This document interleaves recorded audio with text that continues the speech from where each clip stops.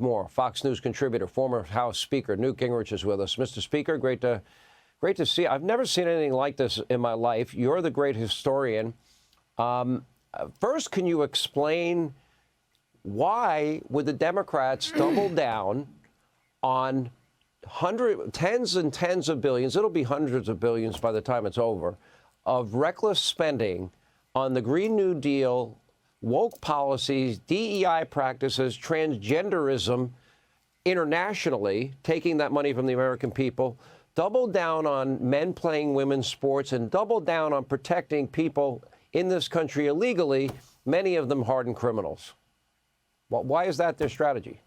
Well, I mean, first of all, when I watched the video you showed, I concluded that it was a real commentary on the decay of American education.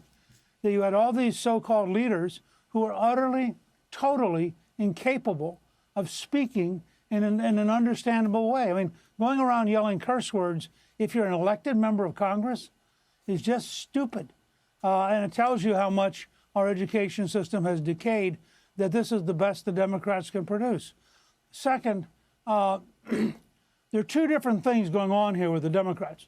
The first is they are watching with terror as all the different sources of government money that has propped them up for the last 60 or 70 years, all of it is now being challenged by President Trump and by Elon Musk. I mean, this cuts at the very base of their coalition. And if they can't bribe people, if they can't act corruptly, if they can't take care of their friends, their entire coalition is going to collapse. Second, you have a very large part of the Democratic Party for whom the beliefs you were describing, transgenderism, for example, are religious beliefs. This is a secular religion. They can't unlock because they believe these things. They believe in an open border. They believe that there really is no such thing as America. They believe that it's really good to have millions of people flood into this country. It's really good to have people who don't have to work, that work requirements are inherently bad. All of these things are a semi-religious or religious belief system, and that's why they can't unlock. It's not rational. They can't sit down and do a common sense analysis. They're instead trapped into being for things that are profoundly unpopular with most Americans. There's an untold story behind this money, too, because Congress has a duty called oversight. And there were senators and congresspeople that were asking USAID, for example, and other departments for an accounting of their money. They would get back nebulous, obscure, obtuse answers, which tells me that the Democrats knew what they were doing. They knew the American people would not want their money spent this way, but they did it anyway, and then they basically lied to the American people and would not disclose the true nature of the spending that was actually going on.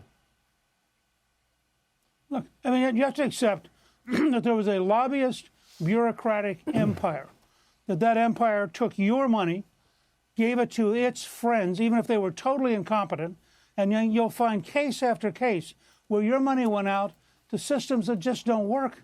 That's crazy. And at that time, they were taking care of themselves.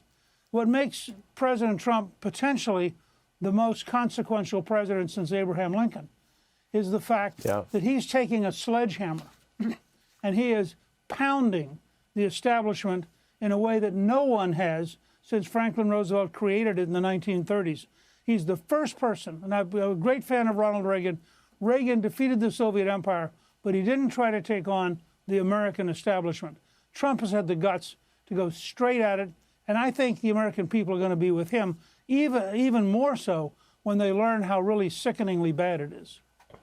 What do you make? We are expecting sometime very soon, within the next hour, that American Mark Fogel, who was taken, American teacher detained by Russia under the Biden years, will be in the Trump White House.